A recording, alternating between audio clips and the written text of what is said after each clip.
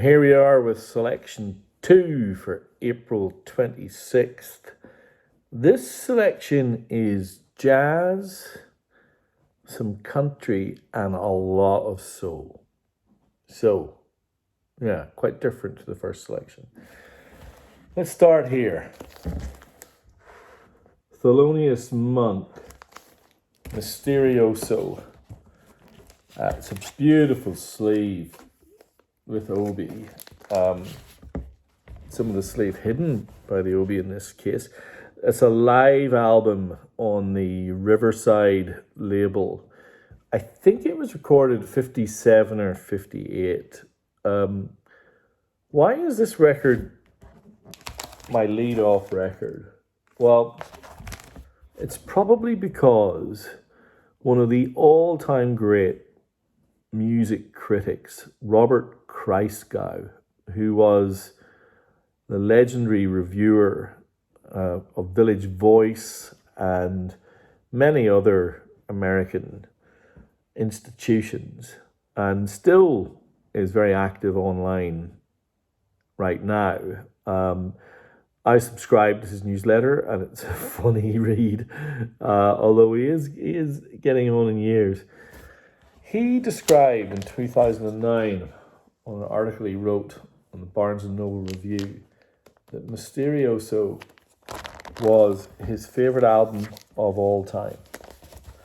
And I'm going to make sure I get the name of the song correct, because opening track is side 2, In Walked Bud. Has a solo by Johnny Griffin, who's the tenor sax player on this record. Thelonious Monk being the pianist and band leader, of course.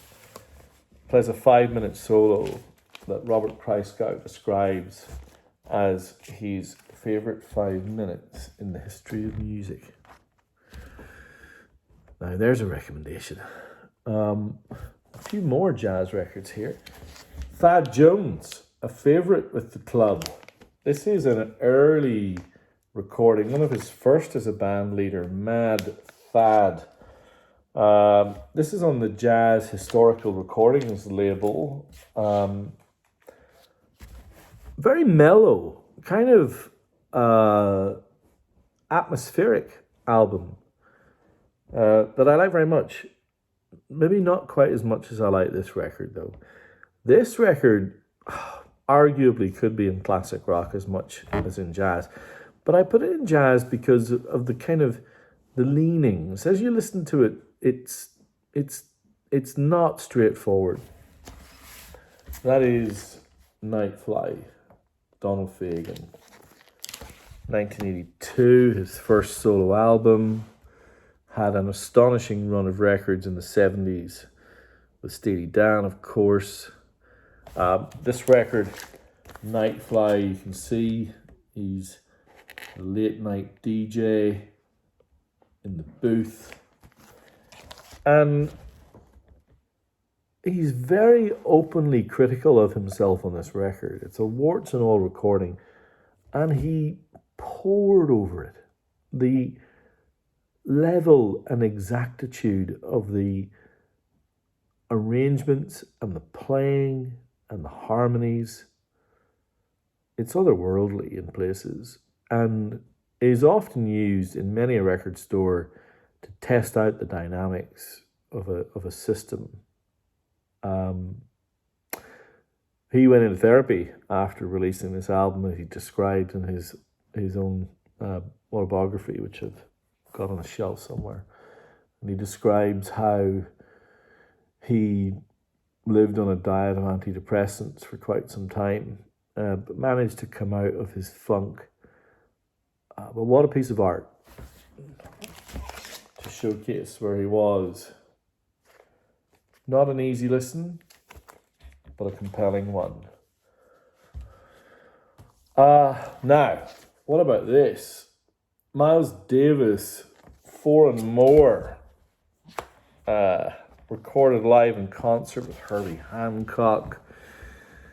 This is a series of recordings that were split up into a few different Miles Davis records. So The more slow and melodious became the record My Funny Valentine, and those that were more four to the floor, bluesy, more upbeat became this record, Four and More. First time I've ever had it, complete with Obi. Yeah, quite pleased with that one. All right, now we have some reggae. This next record I have on my own shelf. This record is produced by The Scientist and features musicianship from Roots Radic, who one of my favorite reggae roots bands. This is Big Ship by Freddie McGregor, complete with Obi, and of course, look at that for a label. You know, let's just celebrate all things Jamaican. This one, though, Japanese press on Overnight Records, sounds utterly delightful, beautifully melodious bass. And much as I love that record, I'm not sure it's quite as good as this next record, 1975. This is real deep roots reggae. This is Just Dennis by Dennis Brown, recorded on the Trojan label. What a singer he was, and I'm super proud to say I'm happy. This is a white label promo on the Trojan label. If you don't know this record,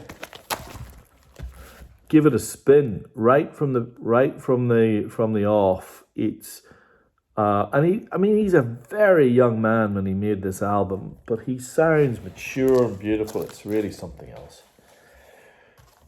Another white label promo. This one very different. This is Quarter Moon in a Cent Town by Emmylou Harris, 1978. Somewhat of a transitional record for Emmylou. She'd had a run of very pure country classics, Pieces in the Sky, and some others that their names escape me. But this is where it maybe changes. It's less country and more almost melodic soft rock, but it's definitely not. Her voice doesn't lend it to that. But it is a change. The recording quality is really wonderful. The guitar sounds in particular are a delight, and her voice is supreme on this album. I know I've got some Emmylou fanatics as friends, and next to Wrecking Ball, they call out this record as the one to have. That's the first time it's ever appeared on the list. Now, from here on in, it's soul classic after soul classic after soul classic. What about this? 360 Degrees of Billy Paul featuring Me and Mrs. Jones. Probably if any Philadelphia soul compilation is out there, it is often the opening track, Me and Mrs. Jones. This was his second album for PIR, Philadelphia Sound. His first record was a bit jazzy. It didn't really give him the material that he needed. Going East and other songs, I really like it, but this one is where he hit the spot. Strings, melodies, that huff back beat, but it still has that jazz leanings, which means that when you listen to it, you can hear what's going on. Marvin Gaye, you can hear the influence of that sound, that not quite that the wall of sound from the 60s, more subtle than that, but very string heavy, very, very lush. And you can continue the lineage into I Want You, Marvin Gaye. I don't think that Marvin Gaye made a bad record. I've got them all. I can pick any of them off this. Even Trouble Man, the soundtrack he did is a delight. I Want You is probably in the top. Oh, you'd often see this in the top three of his records. Obviously, What's Going On is something special. Here, My Dear, his divorce record, and I Want You, Let's Get It On, are all they all showcase how lugubrious and velvety and subtle his singing is. Always with a melodic ear and a tone and a warmth that really shines on vinyl, particularly these Japanese pressings. They're really something on the Tamla Motown label. Now we have a couple of Shortcuts classics. Many of you have these two records because the Japanese pressings of these two records are beautiful. Two of the greatest hits compilations in the history of recorded music. Original Musicarium, Stevie Wonder. It's classic after classic after classic. Oh, Sir Duke or Superstition or Higher Ground, or it just goes on and on. You know, it's kind of unfair to every other 70s artist. The list of classics that he produced in a 4-year period is, I don't know. I mean, legendary for a reason, and beautiful Japanese sleeve. Oh, I think at this stage there must be 15 of you out there who have this. If you haven't grabbed it yet, it's incredible value too, because I get it in the box at really reasonable prices, as with this. Otis Redding was a god in Japan, and when he passed, they released what they call a shrine record, and I'll show you the inside in a second. You can see here, it's almost like a celebration of Otis. There's a book that you get as well, the lyrics and a whole bunch of photographs and things. Lyrics in English. Double LP. Both the Stevie Wonder and this are double LPs. Yeah, this record has a special place in my heart because this is the first Japanese record that I ever got, and so this is where it all started for me. I love this record. Now there's a few, in fact, all three of these I've never had. Oh, four of these I've never had before. All Soul, Bobby Womack, The Last Soul Man, Aretha Franklin with Everything I Feel in Me from 1974 on the Atlantic label. The Bobby Womack is on the MCA label. It's Japanese first press.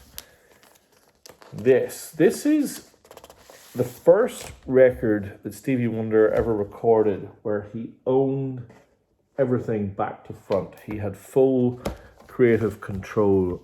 After Music of My Mind came Talking Book, came Songs in the Key of Life. This was where it began, though. This record is often in the list of the greatest records of all time. Hugely influential, too, because it's where he started to blend in synthesizer sounds with his soul background. And that leads, of course, to Superstition and Sir Duke. On this record, though, you can hear him figuring it out. And I think it's one of the greatest sleeves of the 70s, I think. And finally, another white label promo. This time, Aretha Franklin's greatest hits. The track list on this: Spanish Harlem, You make me feel like a natural woman. Dr. Feelgood, let it be. Do right woman, do right man. Respect, chain of fools. I sell a prayer. Bridge over troubled water. I never loved a man the way I love you. You're all I need to get by, and call me. Yeah. Now, for those of you who aren't sure as to why do I call out white label promos, it was often the case in Japan that a white label promo was made with a higher quality vinyl compound, because those were the records that went out to the influential record executives and DJs and others, and they often wanted to make sure that those were pristine records, and they really do sound good. And so thankfully the suppliers I have charge me the same for white label promos as they do for standard labels, so we get to get the benefit of it. And they're just beautiful things, and they've that little extra free song because they're not easy to get, and we're lucky to have them in these boxes, so we should enjoy them while we can. So, recap of the soul: Aretha, Stevie Wonder, Bobby Womack, Aretha again, and then Otis, the original Musicarian, and the Philly soul genius that is that's Tamla Motown genius, that's Marvin Gaye, and the Philly soul genius of Billy Paul. What a load of black gold that is. As always, price list Wednesday 9 p.m. alongside the classic rock and metal that you hopefully saw on the first video. Please subscribe, share, as always, give me any feedback. If these are useful or boring, if you need me to think about doing something different, I'm all ears. Anyway, I hope there was something there that grabbed your ears as well as your eyes, and we'll see you on Wednesday. Thanks.